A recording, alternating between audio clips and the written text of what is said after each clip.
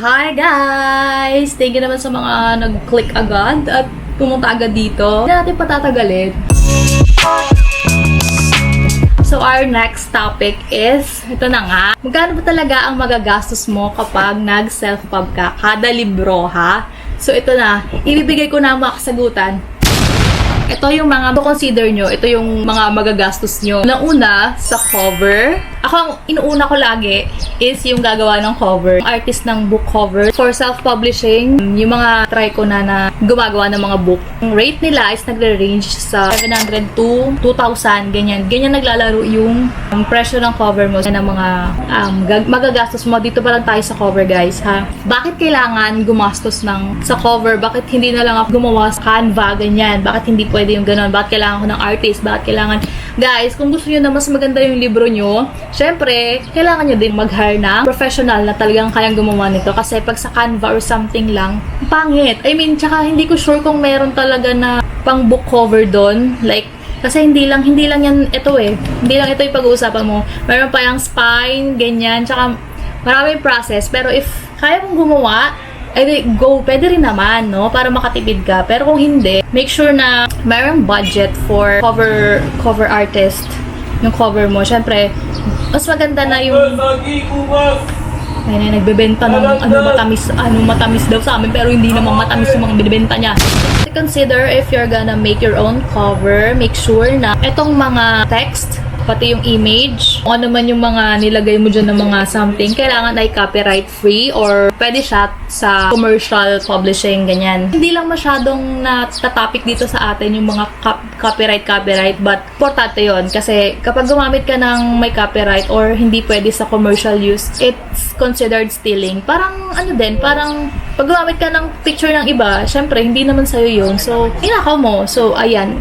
Kailangan talaga copyright free lahat or binili mo yung mga text, ganyan, kasi meron yan. Next, pa ba yung mga kailangang magagastusan? Pagkatapos ng cover, you have to look for a good editor. Kailangan yung talagang professional na kayang mag-edit ng libro ninyo. Ang rate nito naman ay depende sa word count ninyo. In my case, this is 180,000 words. Depende sa rate nila yung editing fee nila. Ito yung pinakamahal sa pag-self-pub. Ang range ng editing is 14,000 to 20,000 ang magagastos mo sa editing with this type of makapal na libro. Ang editor ko, this one, yung latest, ay hindi lang siya edit. Iba-ibang klase ng editor. Huwag kayong malito. Experience ko yung mga editor na nag-copy edit.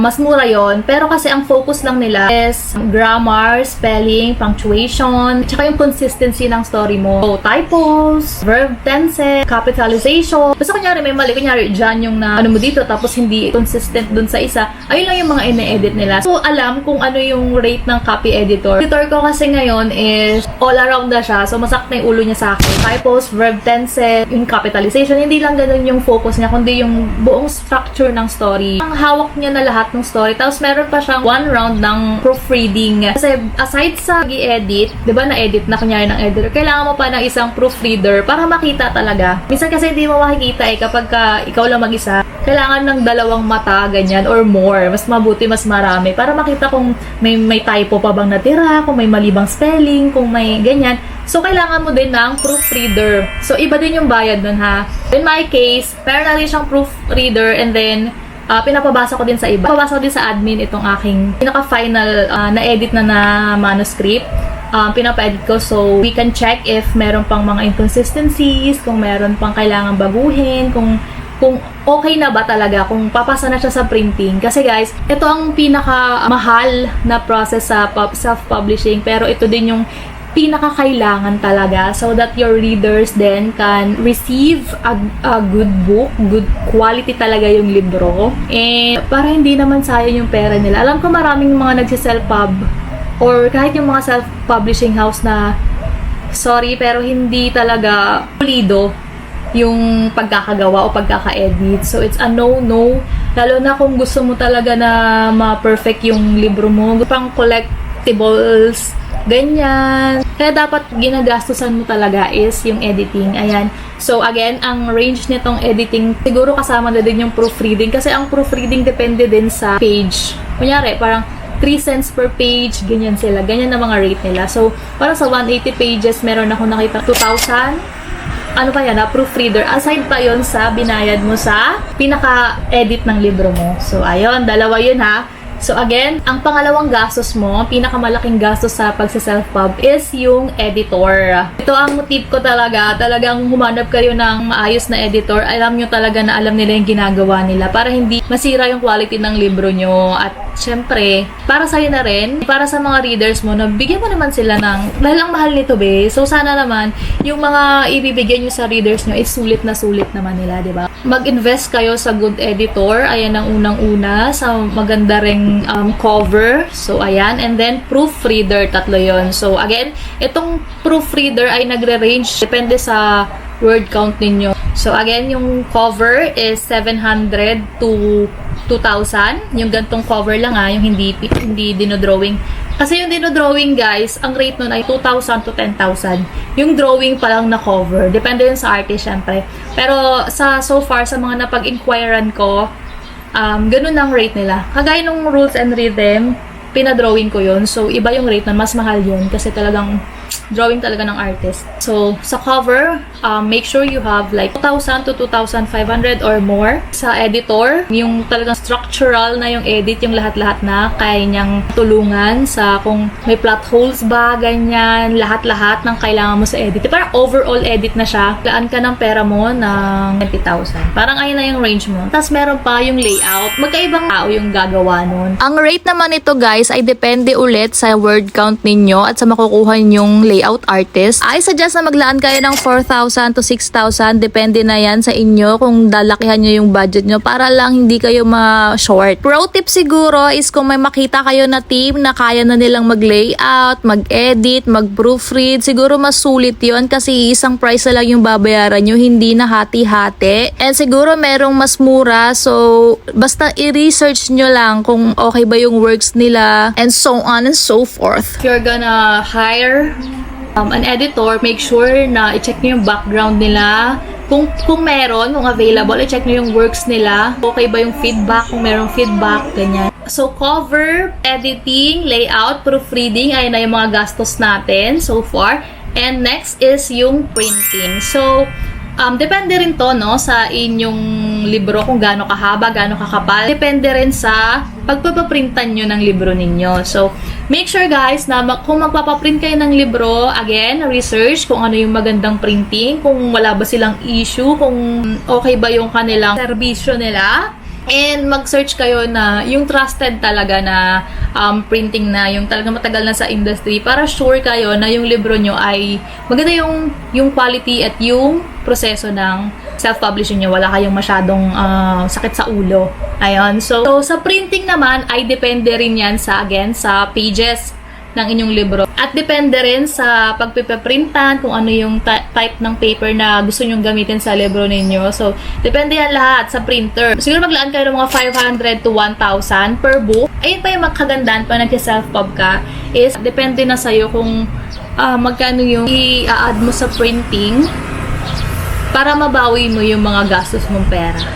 Okay? Last but not the least, if you are going to boost promoting your book. Kunyari, sa mga social media. Gusto mong i-ads yung libro mo, ayun, depende na sa'yo yun kung magkano yung gusto mong gastusin. Hindi ako nagbabayad ng promotional marketing kasi okay na ako sa mga saan makakapunta yung libro ko. Kung saan makakapunta yung mga promotions ko, parang okay na ako doon. Ito na lang yung breakdown here, hindi ko alam, basta dyan sa screen kung magkano yung mga quotation natin, ganyan. So, para lang alam nyo, para lang may kayo ng idea kayo kung magkano yung per book, magkano magagastos ko per book.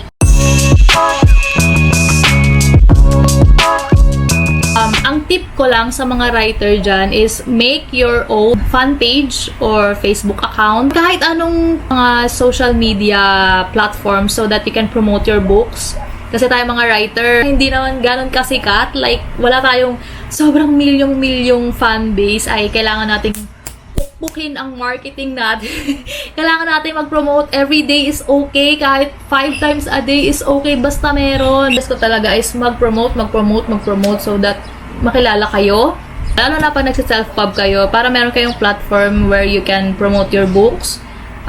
reach other readers o yung mga hindi pa kayo kilala. Syempre, kailangan din isipin nyo na mababawi nyo yung ginastos nyo. Kahit konti lang, yun talaga yung purpose. Sayang din naman, yung libro mo nandoon na. So, i-push mo na din, i-manifest mo na din na sana kumita ka. Ito lang ay aking tips.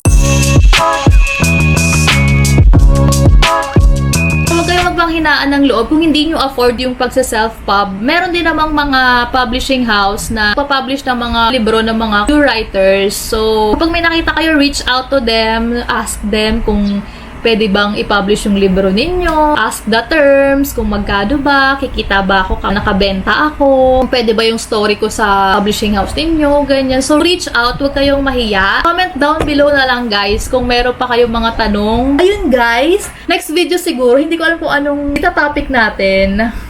Gusto nyo ba yung journey ko ng traditional publishing?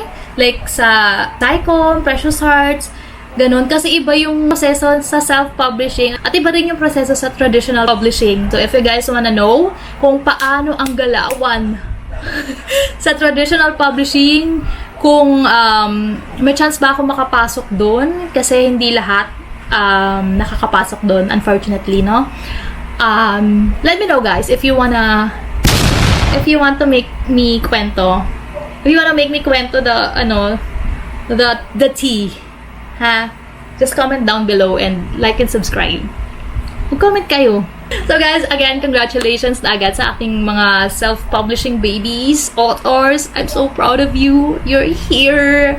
Sa pagtatapos pa lang ng libro, sobrang nakaka-proud na kasi mahirap magsulat. Ay, sobrang hirap magsulat, guys, kung alam nyo lang. Patience, guys, and I hope maging successful ang inyong self-publishing journey. And kung may tanong kayo, just drop the question below. And like and subscribe to my channel so that we can produce more and chika more. So, ayun lang, guys. Thank you so much. Again, my latest self-pub book. So, currently, sold out to siya. Wala access. But if you guys want to inquire sa mga latest self-pub books ko pa, just go to my Facebook page and chat lang kayo dun, ha? Ito nga pala yung aking mga social media.